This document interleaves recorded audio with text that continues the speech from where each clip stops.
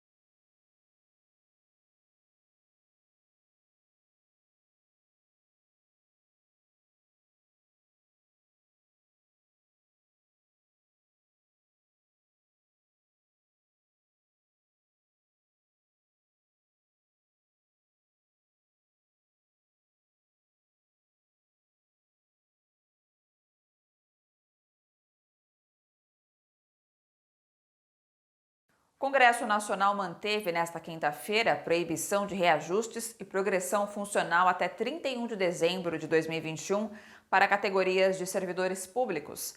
O veto de Jair Bolsonaro prejudica aqueles que atuam na linha de frente no combate ao coronavírus, como o pessoal das áreas de saúde, segurança pública, limpeza urbana e serviços funerários. Para o diretor técnico do DIEESE, Fausto Augusto Júnior, mais um absurdo do governo que, ao lado da privatização da Eletrobras, coloca questões urgentes ao povo brasileiro. Acompanhe. Ontem a gente viu que a Câmara confirmou o veto do presidente da República que impede reajustes para servidores de estados e municípios que vão receber o auxílio aí no meio da pandemia.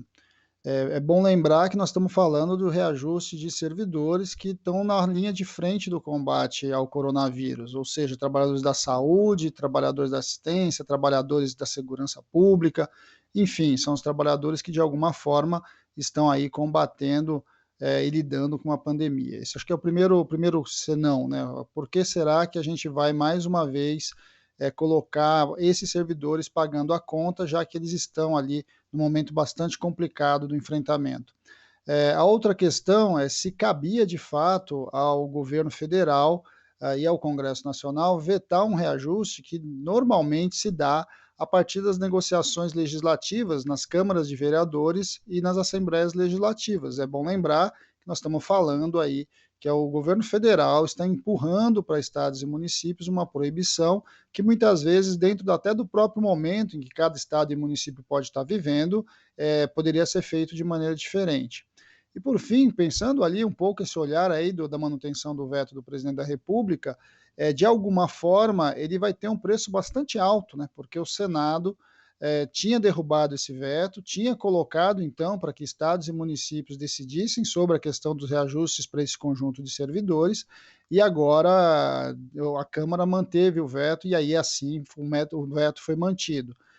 Para isso, o governo fez um grande acordo daqueles que o governo Bolsonaro dizia que não faria, né? Ou seja, os acordos legislativos que passam por liberação de recursos de emenda, que passam por mais recursos para determinados setores ali, inclusive setores empresariais que estão buscando aí desoneração e apoio financeiro. Eu acho que esse é um preço bastante alto, em função de um debate que é muito claro que deveria ficar a cargo das Assembleias Legislativas e das Câmaras de Vereadores a ser decidido. Não é possível que, de novo, são os servidores que mantêm, que garantem, de certo modo, os direitos sociais, que de alguma forma vão pagar essa conta, em especial ao longo do ano que vem, uma vez que seus salários estarão congelados. E é bom lembrar que não são só salários, são salários, evoluções de carreira, bônus, enfim, tudo que se resume ali à folha de pagamento e ao gasto com o pessoal. Na outra ponta, a notícia de hoje, então, é que o governo Bolsonaro vai criar uma empresa, vai colocar 4 bilhões para criar uma empresa para vender a outra empresa. De novo, a pergunta que a gente faz é que sentido faz pensar uma privatização na qual o governo, como já foi feito outras vezes, vai acabar pagando para vender aquilo que é nosso. O debate da privatização das empresas públicas precisa ser melhor realizado com a sociedade precisa compreender o que o atual governo quer fazer, para quem ele quer entregar as nossas riquezas. É bom lembrar que, nesse caso, nós estamos falando da Eletrobras, nós estamos falando de energia elétrica, nós estamos falando da geração, transmissão de energia elétrica, que, de alguma forma, é estratégico para o desenvolvimento do nosso país. Quando a pergunta que se faz é o que vai acontecer com as contas de luz de cada um dos consumidores, dos cidadãos, o que vai acontecer com os rincões do Brasil que não chega energia elétrica e que vinha chegando via programas estatais e que a gente sabe que a iniciativa privada não vai onde não tem lucro muito alto.